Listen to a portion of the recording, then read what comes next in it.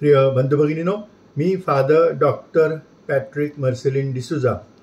आज मी मार्कचे शुभवर्तमान धडा अध्याय 3 वचन 20 ते 30 यावर चिंतन करत आहे।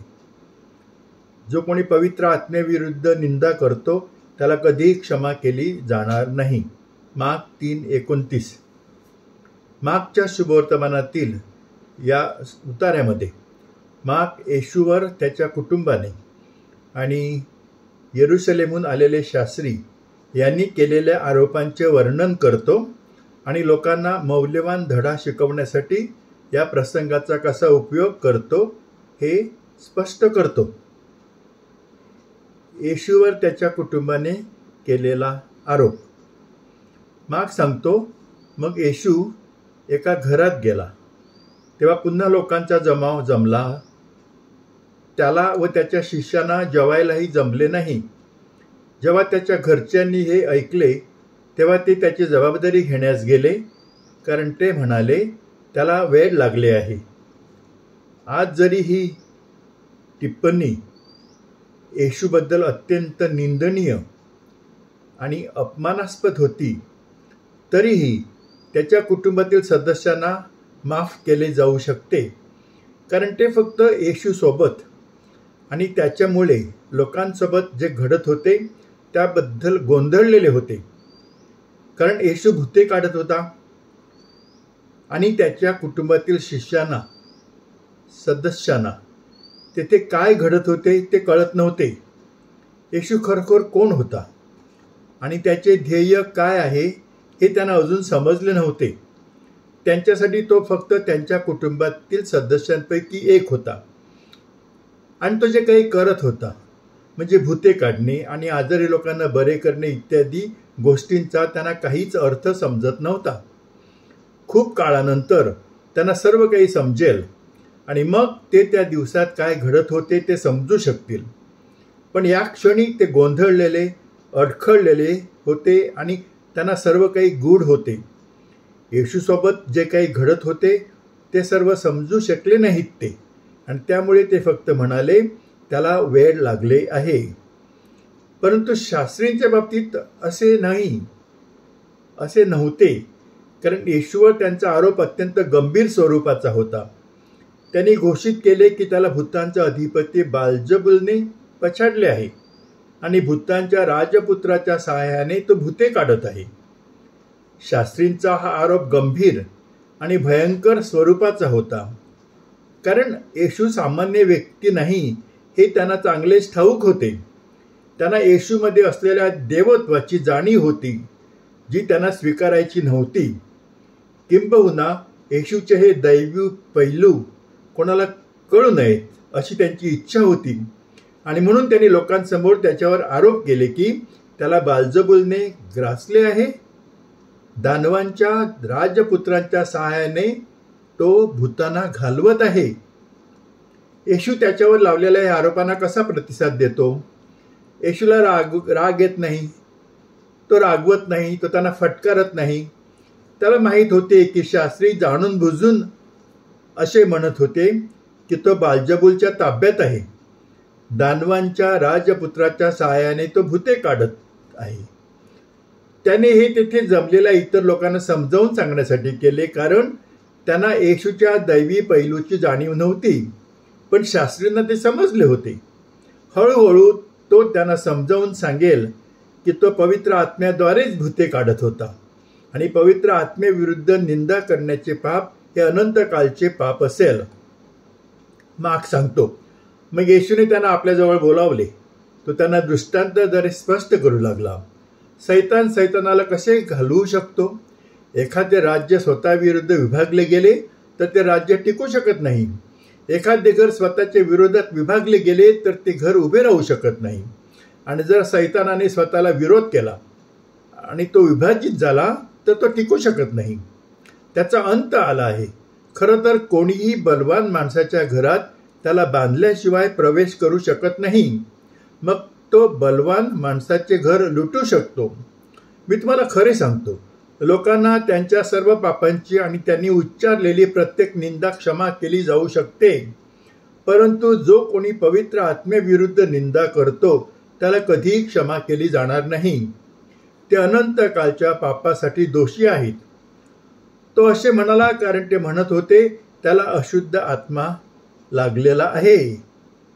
पवित्र आत्म्याची निंदा करणे हे एक शाश्वत पाप आहे. येथे येशू कोणत्या शाश्वत पापाबद्दल बोलत आहे? येशू स्पष्ट करतो की पवित्र आत्म्याविरुद्ध निंदा करणे हे शाश्वत पाप आहे. आता पवित्र आत्म्याविरुद्ध निंदा करणे म्हणजे काय? येशूने शास्त्रीशी केलेल्या संभाषणावरून आपण समजू शकतो की येशूच्या मते पुढील 2 गोष्टी पवित्र आत्म्याविरुद्ध निंदा करण्यासारख्या आहेत. 1. पवित्र आत्म्याला अपवित्र आत्मा म्हणणे म्हणजे अशुद्ध आत्मा म्हणणे. शास्त्रींनी पवित्र आत्म्याला अपवित्र आत्मा म्हटले. तो असे म्हणाला कारण ते म्हणत होते की त्याला अशुद्ध आत्मा लागला आहे. पण जेव्हा आपण पवित्र आत्म्याला अपवित्र आत्मा किंवा अशुद्ध आत्मा म्हणतो तेव्हा आपण पवित्र आत्म्याविरुद्ध निंदा करतो. 2. पवित्र आत्म्याचे कार्य जे आहे त्याचे श्रेय भूतांचा राजकुमार बेल्जेबूल याला देणे. जेव्हा आपण पवित्र आत्म्याच्या कार्याचे श्रेय बेल्जेबूलला भूतांच्या राजकुमाराला देतो तेव्हा आपण पवित्र आत्म्याविरुद्ध निंदा करतो. त्याला बेल्जेबूलने ताब्यात घेतले आहे. दानवांच्या राजपुत्राच्या सहाय्याने तो भूतांना घालवत आहे असं ते म्हणत होते. आपल्यासाठी याचा अर्थ असा होतो की आपण पवित्र आत्म्याविरुद्ध निंदा करतो. 1. जेव्हा आपण पवित्र आत्म्याचे अस्तित्व आणि सामर्थ्य मान्य करत नाही. 2. जेव्हा आपण पवित्र आत्मा जगात सक्रिय आहे हे शाश्वत सत्य कबूल करत नाही. 3. जेव्हा आपण हे शाश्वत सत्य मान्य करत नाही की या जगात त्याला जे साध्य करायचे आहे ते साध्य करण्याची सर्व शक्ती पवित्र आत्म्याकडे आहे. आणि 4. जेव्हा आपण पवित्र आत्म्याच्या अस्तित्वावर आणि सामर्थ्यावर विश्वास ठेवणाऱ्यांची आणि पवित्र आत्म्याकडे प्रार्थना करणाऱ्यांची खिल्ली उडवतो आणि त्यांना हसतो तेव्हा आपण पवित्र आत्म्याची निंदा करत असतो. जो कोणी पवित्र आत्म्याविरुद्ध निंदा करतो त्याला कधी क्षमा केली जाणार नाही. ते अनंत काळच्या पापासाठी दोषी आहेत. येशू असे का म्हणतो की लोकांना त्यांच्या सर्व पापांची आणि त्यांनी उच्चारलेली प्रत्येक निंदा क्षमा केली जाऊ शकते, परंतु जो कोणी पवित्र आत्म्याविरुद्ध निंदा करतो त्याला कधी क्षमा केली जाणार नाही. ते अनंत काळच्या पापासाठी दोषी आहेत. जे लोक येशूचे हे वचन वाचतात त्यांना असे वाटेल की पवित्र आत्म्याविरुद्ध निंदा करणाऱ्यांना परमेश्वर कधी क्षमा करणार नाही. पण तसे नाही. वास्तविक पवित्र आत्म्याविरुद्ध निंदा करणारे लोकच पवित्र आत्म्याच्या विरुद्ध निंदा केल्याबद्दल त्यांच्या पापांची क्षमा न होण्यास जबाबदार आहेत, परमेश्वर नाही. पवित्र आत्म्याविरुद्ध निंदा करणारे लोक पवित्र आत्म्याच्या विरुद्ध निंदा केल्याबद्दल त्यांच्या पापांची क्षमा न होण्यासाठी जबाबदार का व कसे आहेत?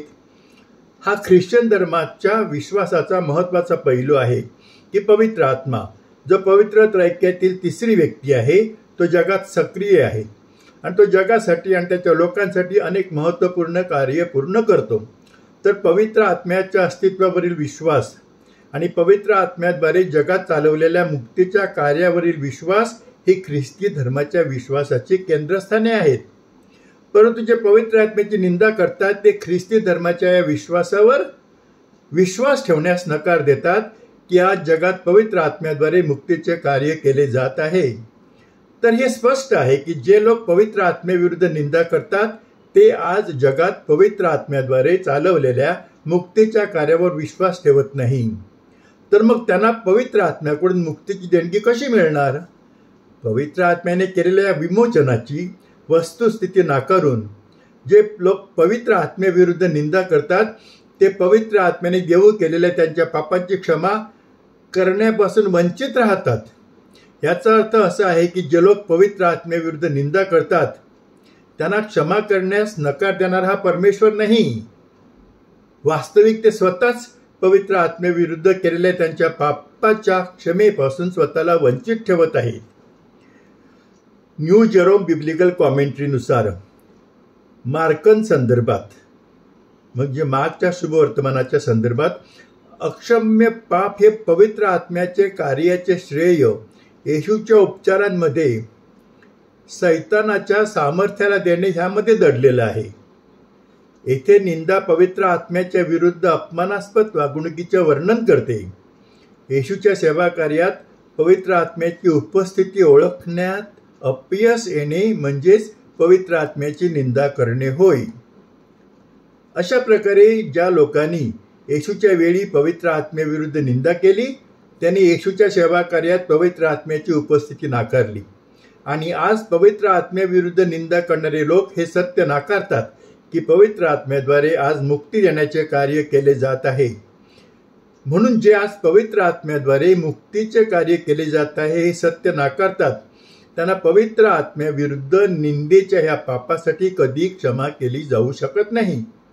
हेच कारण आहे की ज्यामुळे येशूने म्हटले की जो कोणी पवित्र आत्म्याविरुद्ध निंदा करतो त्याला कधी क्षमा केली जाणार नाही. प्रिय बंधुभगिनींनो, माझे मनन तुम्ही चांगल्या प्रकारे ऐकले. हा व्हिडिओ तुम्ही शांतपणे पाहिला त्याबद्दल आभारी.